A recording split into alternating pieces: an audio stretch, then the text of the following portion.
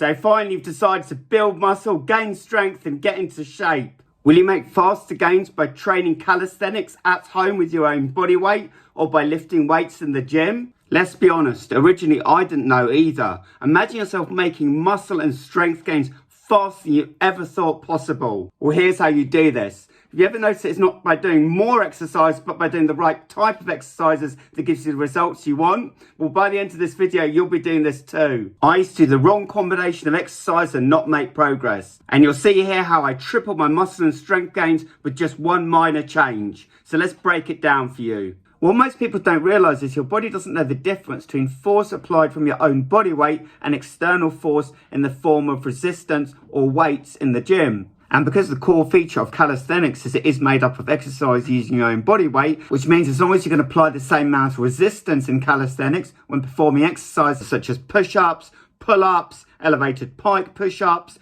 decline push-ups, chin-ups, inverted rows and dips, amongst the many other calisthenics exercise variations, you'll easily be able to build as much muscle density and strength as you would in the gym performing exercises such as bench press, bent over barbell rows, overhead presses, bicep curls, tricep extensions, and a variety of other exercises using cables or machines. So it doesn't matter whether you choose calisthenics, weight training, or a mix of both. Well, the answer to that is both yes and no. Because although they both build muscle density and strength, there is also important differences between them. And it's understanding these differences and how to use them to your advantage when selecting your exercises that will enable you to make continuous progress and not fall into the trap that I did when I first started out. So as we've already established that both calisthenics and weight training both lead to muscle growth and strength, let's look at the differences between them. So beginning with calisthenics, it can be done absolutely anywhere using just your own body weight, which means you can do it at home using everyday objects. You don't need a lot of fancy equipment. So when performing exercises such as push-ups, elevated pike push-ups, one arm push-ups, you're not just using your chest, shoulders and triceps, you're also using your core,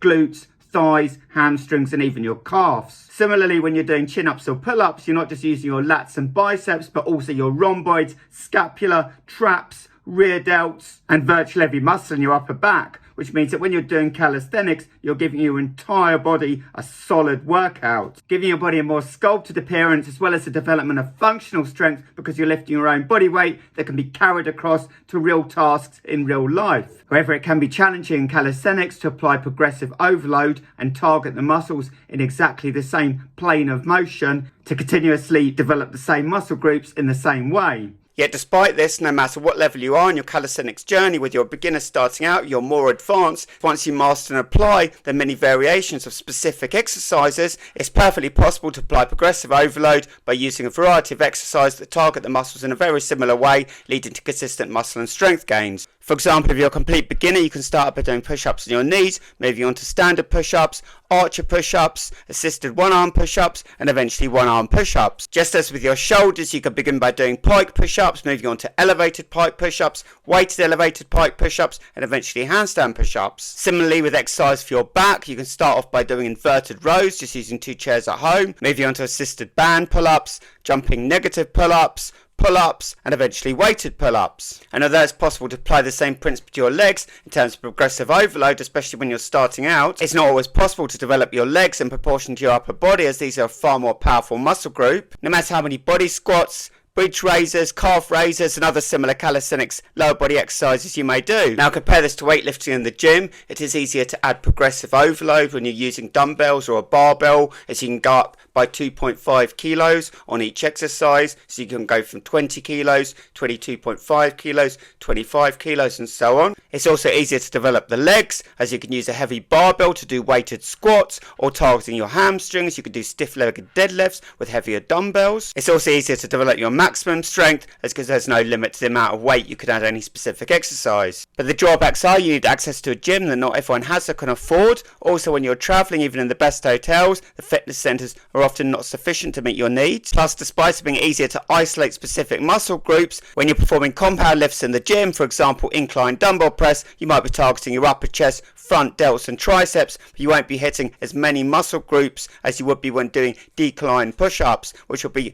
bringing your core, glutes, thighs and calves and entire body into the movement too. So because both weights and calisthenics have the unique benefits, there's a trap you most certainly want to avoid that really stall your progress, and it's a mistake I made when I first started out, a mistake that I see so many other people exercise doing. And this is by doing far too many sets targeting the same muscle groups in the same way, whether it's just doing weights, just doing calisthenics, or more often doing combination of both weights and calisthenics. Because what many people don't realise is it's not when you're actually exercising that the muscle is growing, it's after you exercise in the rest periods in between. And if you do too many sets, it's far too taxing on your body and you find yourself stalling and not making sufficient progress, or perhaps not making any progress at all. And as I mentioned earlier, your body doesn't know the difference between the force being applied to it, whether it's your own body weight or if it's an external object such as a barbell or dumbbells. And when I began training, I didn't take this into account, so I'd often double up on the same exercises using exactly the same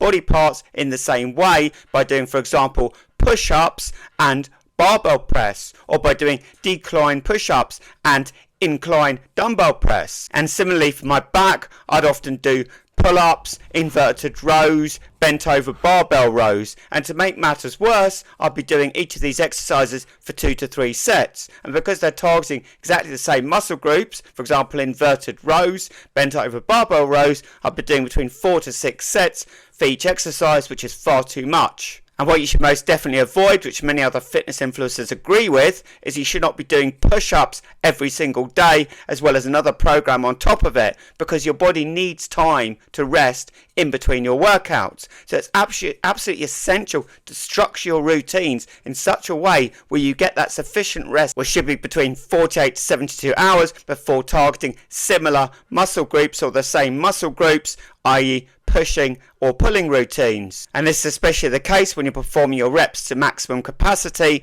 and doing as many as you can to failure. So does this mean you can't combine calisthenics and weights? No, of course it doesn't. You can very successfully combine calisthenics and weights, and this is something I do all the time. But the important rule in order to make progress is to select the right type of exercises so you're not doubling up on the same muscle groups in the same way. For example, when working out shoulders, you may do elevated weighted pike push-ups as well as side lateral and rear lateral raises with dumbbells, but I probably wouldn't do elevated weighted pike push-ups and shoulder presses as well.